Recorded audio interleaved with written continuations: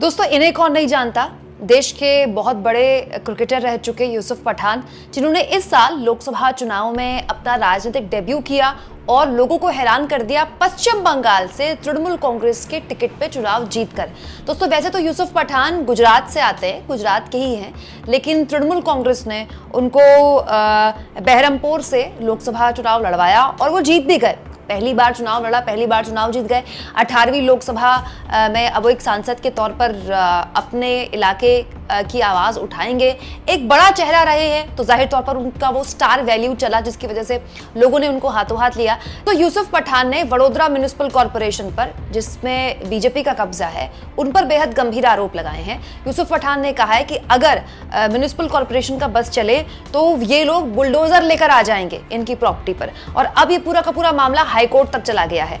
क्या है पूरा मामला, वो मैं आपको समझाती हूँ। दरअसल यूसुफ पठान का ये दावा है कि 10 साल पुराना एक मामला था, जिसको लेकर वडोदरा म्युनिसिपल कॉर्पोरेशन का नोटिस उन्हें मिला और वो नोटिस लेकर अब वो हाईकोर्ट चले गए हैं। दोस्तों यूसुफ पठान ने कहा है कि 6 जून को उन्हें नोटिस मिला है कि तंजला में जो उनका वीएमसी के मालिकाना हक वाले प्लॉट का मामला है, वो 15 दिन के भीतर उनको उसमें अतिक्रमण हटाना होगा। अब यूसुफ पठान का ये कहना है कि ये मामला 10 साल पुराना है।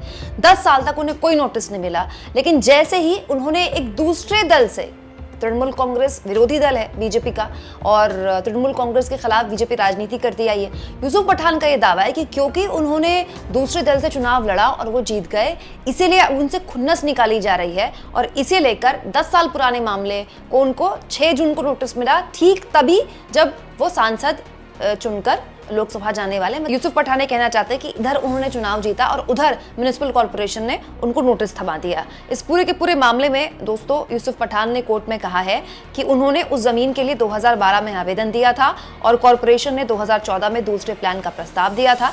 पठान के वकील ने हाईकोर्ट में कहा है कि मैं हाल ही में लोकसभा चुनाव में चुना गया और मुझे प्रताड़ित करने की कोशिश की जा रही है, क्योंकि मैं एक दूसरी पार्टी से चुना गया हूँ। पिछले 10 साल में कुछ नहीं हुआ और अचानक चुनाव परिणाम आने के बाद 6 जून को एक नोटिस भेज दिया गया।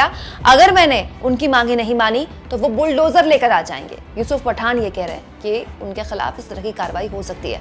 हालांकि पूरा का पूरा मामला दोस्तों हाईकोर्ट जा चुका है। हाईकोर्ट ने वडोदरा म्युनिसिपल कॉर्पोरेशन से इस मामले में जवाब मांगा है और कोर्ट में केवल एक पक्ष नहीं सुना जाता, दोनों पक्ष सुने जाते हैं। तो यूसुफ पठान का पक्ष हमने सुना, अब म्युनिसिपल कॉर्पोरेशन हाईकोर्ट में भी अपना पक्ष रखेगी और दोनों पक्ष को सुनकर ही जाहिर तौर पर यूसुफ पठान को लेकर जो भी फैसला हाईकोर्ट देगी उस पर नजर सबकी बनी रहेगी। लेकिन अपने आप में बड़ा दिलचस्प ये बयान हाईकोर्ट में दिया है, ये बात बोली है यूसुफ पठान ने अपने वकील के जरिए कि अगर जल्द से जल्द एक्शन नहीं लिया गया तो ये लोग बुलडोजर लेकर आ जाएंगे। और ये इसलिए उनके साथ हो रहा है क्योंकि वो एक विरोधी दल के सांसद हैं। आप इस मुद्दे पर क्या सोचते हैं दोस्तों, कमेंट बॉक्स में जरूर लिखें और जितना हो सके चैनल को शेयर करें, सब्सक्राइब करें और थैंक्स और ज्वाइन के ऑप्शन से अगर आप चाहें तो कुछ आर्थिक मदद भी चैनल की जरूर करें।